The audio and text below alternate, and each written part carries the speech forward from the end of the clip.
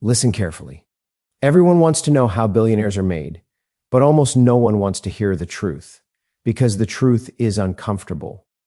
It doesn't fit into motivational quotes. It doesn't promise overnight success, and it definitely doesn't care about excuses. Most people think wealth is about intelligence. Some think it's about luck. Others believe it's about connections, privilege, or timing. They're all wrong. The real difference between those who build extraordinary wealth and those who spend their lives chasing it is not money, talent, or background. It's how they think under pressure, how they act when certainty is missing, and how they decide when the outcome is unclear. Right now, somewhere in the world, two people are looking at the exact same opportunity.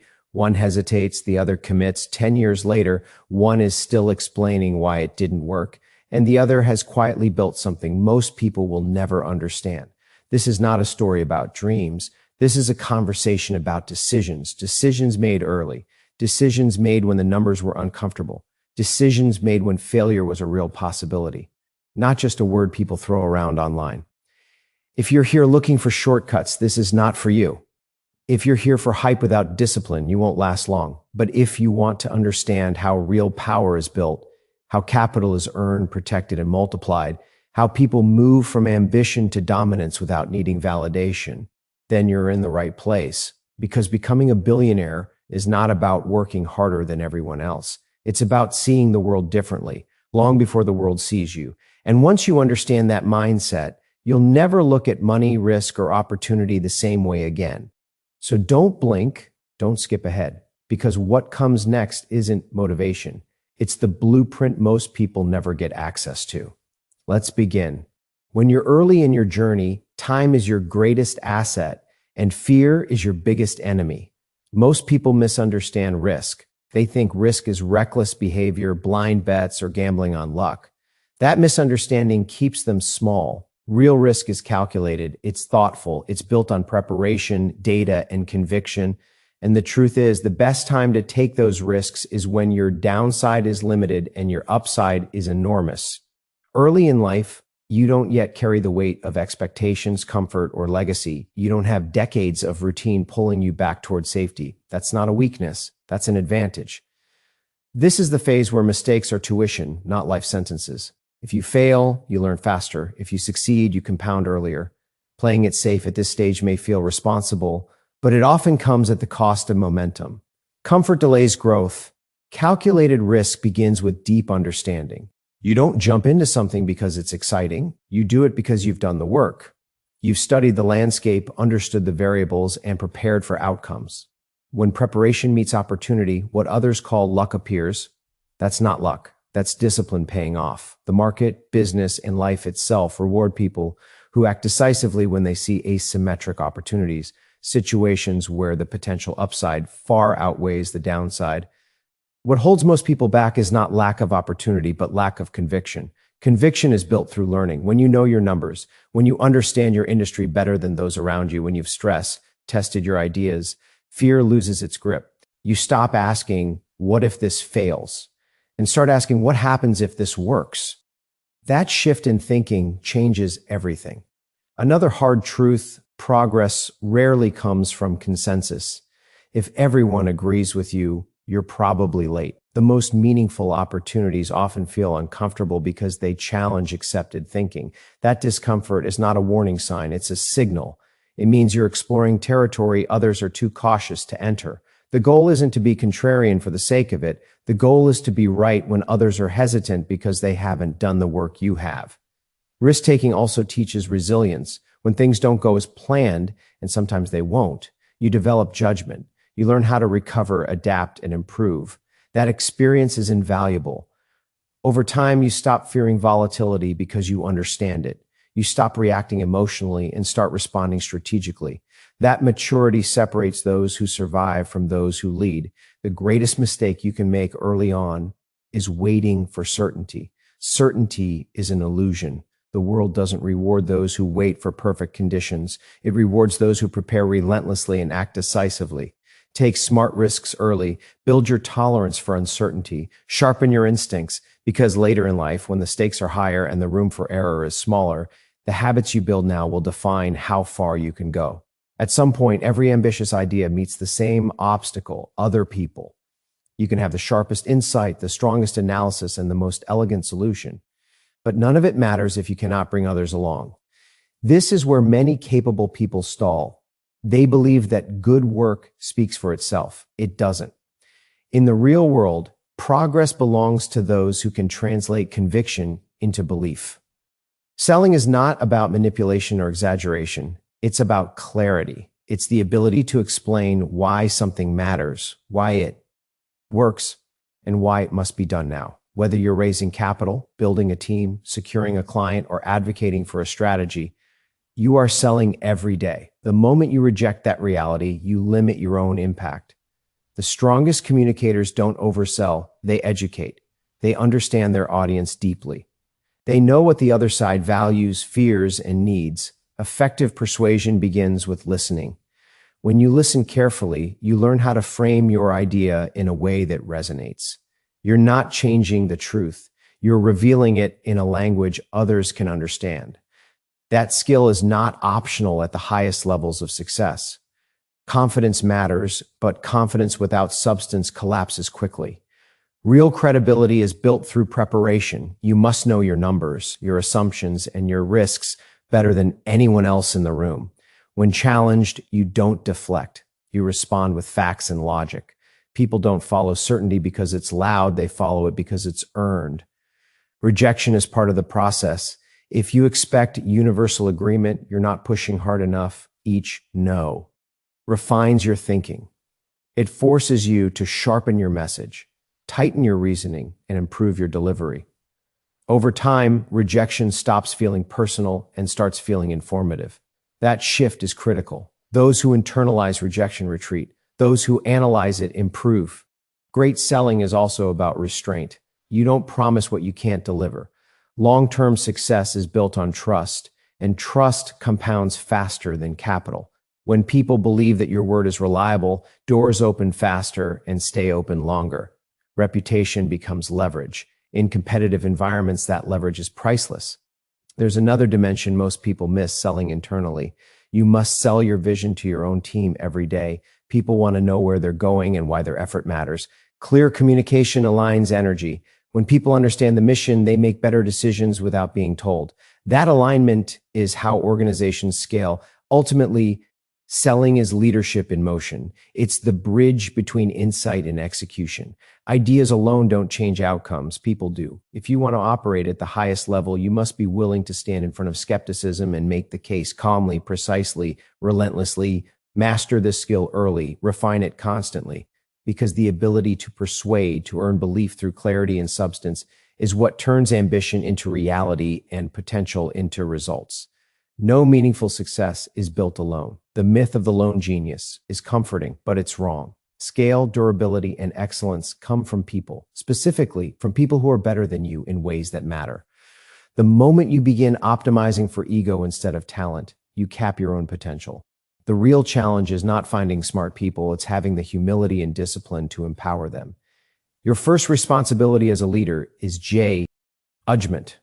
Not judgment in the sense of authority, but in the ability to recognize excellence. You must learn how to identify individuals who think differently, who challenge assumptions, and who are willing to disagree when the data demands it. Comfort is dangerous. If everyone around you agrees too quickly, you're not being pushed hard enough. Progress requires friction, intellectual friction. The strongest teams are built on merit, not hierarchy. Titles don't create insight, curiosity does. You want people who obsess over details, who question their own conclusions, and who are relentless about getting things right. Talent without integrity is a liability. Intelligence without accountability is noise. When you bring people into your organization, you're not just hiring skills, you're shaping culture. Culture compounds faster than strategy. Delegation is not abdication. Bringing in people smarter than you doesn't mean surrendering responsibility. It means elevating the level of decision-making across the organization. You set the standards. You define what excellence looks like. Then you give people the autonomy to execute. Micromanagement signals insecurity. Trust signals confidence, and confidence attracts talent. Another hard truth: great people want to work with other great people. Excellence is magnetic. When you build a reputation for high standards and honest feedback, you attract individuals who want to grow. That environment becomes self-reinforcing. Mediocrity doesn't survive in systems where performance is visible and accountability is real. Disagreement, when handled correctly, is a strength. The goal is not consensus, it's truth. You encourage debate. You reward those who speak up when something doesn't make sense. The best ideas often emerge after assumptions are challenged and refined. Leaders who punish dissent create blind spots. Leaders who welcome build resilience. Your role evolves as the team grows. Early on, you may be deeply involved in every decision. Over time, your value shifts toward setting direction, allocating resources, and removing obstacles. That transition requires letting go. Many leaders fail here, not because they lack intelligence, but because they equate control with competence. In reality, scale requires trust. Ultimately, the measure of your success is not how indispensable you are, but how strong the organization is without you in the room. When you've built a team that thinks independently, acts responsibly, and pursues excellence relentlessly, you've created something that lasts. That is how real value is built, and how extraordinary outcomes become possible. The moment you believe you are finished learning is the moment your decline begins. The world does not stand still, and neither can you. Industries evolve, markets shift, technology rewrites the rules, and assumptions that once worked quietly become liabilities. Continuous learning is not a hobby or a phase of life, it is a discipline. And at the highest levels of performance, it becomes a competitive advantage. Learning starts with curiosity, not passive curiosity, but active engagement with how things really work. You read not to collect information, but to sharpen judgment. You ask questions not to appear intelligent, but to expose weak assumptions. The goal is not to know everything. The goal is to understand what matters and why. That clarity allows you to make better decisions under pressure. Depth matters more than surface-level knowledge. Skimming headlines creates confidence without competence. True understanding comes from going deep into data, into history, into systems. When you study how similar problems were solved before, you gain perspective. When you understand why certain strategies failed, you avoid repeating expensive mistakes. Experience is valuable, but only when it's paired with reflection. The best learners are comfortable being wrong. They treat mistakes as feedback, not as judgment. When an outcome doesn't match expectations, they don't rationalize, they investigate. What assumption was flawed? What signal was ignored? This process builds intellectual honesty. Over time, that honesty sharpens instincts and improves decision-making far more than raw intelligence ever could. Learning also requires discipline. There will always be demands on your time, meetings, deadlines, distractions. You have to protect time for thinking. Reading broadly exposes you to ideas outside your immediate field. Reading deeply builds mastery within it. Both are necessary. Innovation often happens at the intersection of disciplines where patterns connect in unexpected ways. Another critical element is adaptability. Knowledge has a shelf life. What worked yesterday may not work tomorrow. The ability to update your beliefs in response to new information is rare and powerful. Many people cling to old frameworks because they're familiar. The strongest performers are willing to let go of outdated models and replace them with better ones, even when it's uncomfortable.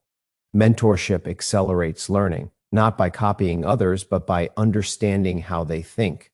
Observing how experienced individuals approach complex problems reveals patterns that books can't always teach. At the same time, teaching others reinforces your own understanding. Explaining an idea forces clarity. If you can't explain it simply, you don't understand it deeply enough. Ultimately, continuous learning is about respect for reality. The world will test your assumptions, whether you invite it or not. Those who learn constantly adapt before they're forced to. They see change early, respond thoughtfully, and stay ahead of the CU. In environments where the cost of being wrong is high, the habit of learning is not optional, it's essential. Wealth on its own is an incomplete objective. Chasing money without purpose narrows your thinking and shortens your horizon.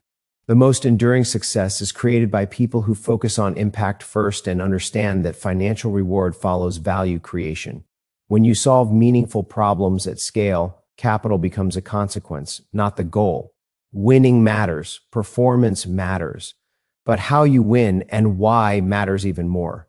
Short-term gains achieved at the expense of trust, integrity, or long-term stability eventually reverse themselves. Markets, people, and institutions have long memories. Reputation compounds in the same way capital does, and once damaged, it is extraordinarily difficult to repair. Sustainable success is built on consistency between words and actions. Purpose provides direction in moments of uncertainty. When conditions are volatile and outcomes are unclear, a clear mission anchors decision-making. It allows you to prioritize correctly, even under pressure. Without that anchor, it's easy to chase distractions that look profitable in the moment but erode long-term value. Discipline is not just about what you pursue, it's about what you intentionally ignore. Creating impact requires understanding real needs.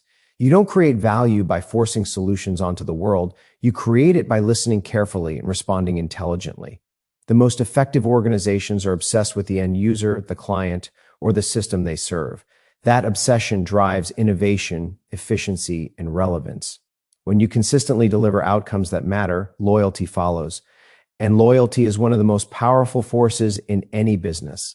There is also a responsibility that comes with scale. As influence grows, decisions ripple outward. Leaders understand this, think beyond immediate results. They consider second and third order effects. They invest in systems, people, and institutions that strengthen the environment in which they operate. This isn't charity. It's enlightened self-interest. Strong ecosystems create more opportunity than fragile ones ever could. Impact is not measured only in public gestures. It's reflected in how teams are developed, how talent is treated, and how standards are upheld when no one is watching. Culture is shaped by what you reward and what you tolerate. When excellence and integrity are consistently reinforced, they become self-sustaining. The irony is that those most focused on building something meaningful often outperform those obsessed with money. Purpose attracts talent. It earns trust. It creates resilience during difficult periods. Over time, that resilience becomes a strategic advantage. In the end, the question is not just how much you accumulate, but what you build and what remains. True success leaves something stronger than it found it. When your ambition is aligned with impact, you don't just win, you endure. And now, here's the truth most people never face. There is no final moment where you suddenly arrive. No announcement, no applause. Extraordinary success is built quietly. In decisions no one sees, in discipline no one praises, and in standards no one forces you to keep. The gap between those who dream and those who build is not talent. It's endurance. Endurance to stay focused when results are delayed. Endurance to stay rational when emotions are high. Endurance to stay disciplined when the world rewards shortcuts. Most people wait for confidence before they act. The few who win act, and confidence follows. At the highest level, wealth is not about accumulation. It's about control. Control over your time, control over your thinking, control over your reactions when pressure arrives. If you take anything from this, take this. Think longer than others. Prepare deeper than others. Act when others hesitate. And never confuse noise with progress. Because the world doesn't reward intention. It rewards execution. And the future doesn't belong to the loudest voice in the room. It belongs to the calmest mind under pressure. That's how extraordinary outcomes are built. That's how real wealth is created. Now the only question left is simple. What are you going to do next?